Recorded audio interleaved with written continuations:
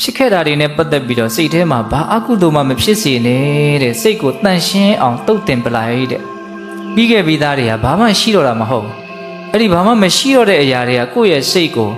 မှွေနှောက်ခြောက်ချားပြီးတော့မနေစေနဲ့နော်ပြီးခဲ့တာတွေကိုပြီးခဲ့ပြီမရှိတော့ဘူးလို့စိတ်ထဲမှာရှင်းရှင်းလင်းလင်းသဘောပေါက်အောင်လုပ်ပြီးတော့ဒီအတိတ်နဲ့ပတ်သက်ပြီးတော့စိတ်မှာအကုသိုလ်အညစ်အကြေးမတင်အောင်တနည်းအားဖြင့်တင်ခဲ့မယ်ဆိုရင်လည်းတန့်ရှင်းသွားအောင်ဆေးကြောတုတ်တင်ပြလိုက်တယ်အနာဂတ်နဲ့ပတ်သက်ပြီးတော့လည်းပဲဘုံဘုံတို့မှာကြောက်ကြခြင်းတောင့်တခြင်းတွေနဲ့ပူနေလောင်နေကြရတာတွေမရှိဘူးလားရှိရင်တော့အဲ့ဒါကိုလည်းဘာလို့အောင်လဲရှင်းထုတ်ပြလိုက်တဲ့လောလောဆယ်အခုပြစ္ဆုတ်ပံအခိုက်အတန့်မှာဖြစ်နေတဲ့အရာတွေနဲ့ပတ်သက်ပြီးတော့လည်းပဲနည်းနည်းလေးမှစိတ်ထဲမှာမစွဲလန်းအောင်နေတဲ့ဒါတွေလည်းပဲဖြစ်ပေါ်လာတဲ့ပျောက်ကွယ်သွားတယ်လို့သူတို့ရဲ့အနိစ္စအချက်သူတို့ရဲ့သဘာဝတက်တက်ဖြစ်ပေါ်နေမှုကိုနားလည်အောင်လုပ်ပြီးတော့အခုလောလောဆယ်ဖြစ်နေတဲ့အရာနဲ့ပတ်သက်ပြီးတော့လည်းပဲ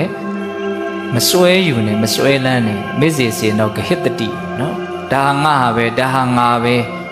အဲ့လိုမရှိတဲ့အရာတွေမပါတဲ့အရာတွေကိုမှားမှားယွင်းယွင်းရှောက်ပြီးတော့စွဲလန်းမနေနဲ့ဟုတ်လားအဲ့ဒါဆိုလို့ရှိရင်ဥပတ္တနောစရိတ္တိသင်ဟာငြိမ်ငြိမ်ချမ်းချမ်းနေသွားရလိမ့်မယ်တဲ့